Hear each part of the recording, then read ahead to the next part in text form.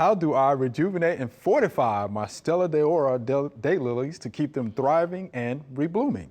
I have some in containers and others in the ground. Thank you, and this is Barbara. So the Stella D'Oro daylilies that you've taught us so much about. Yes, I love Stella D'Oros. They like all kinds of conditions. Yeah. Dry, wet, they do well everywhere. You know, they are reblooming. I usually only get 2 blooms a season. They do not like heat. That's the problem. So in the heat of the summer, they don't do anything. Right.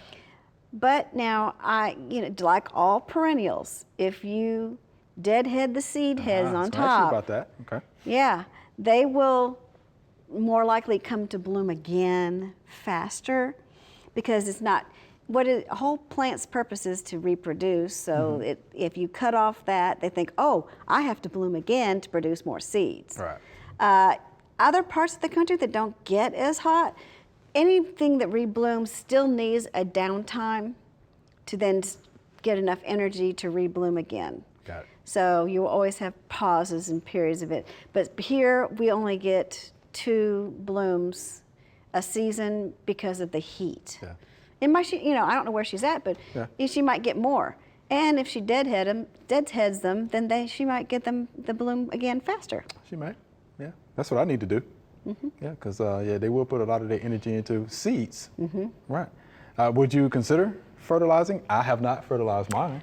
Would you consider fertilizing? Perennials don't need that much fertilizer, no. And you're going to cause more foliage than, and you would. Plants will, if they think they're not going to live very long, they'll tend to want to put out flowers and seeds. So, the more they're a little stressed, the better they'll probably bloom. Okay. Better they probably bloom. All right. But do deadhead. But yeah, they are beautiful. They are pretty. Thanks for watching. If you liked it, subscribe. We have hundreds of family plot videos for you to view.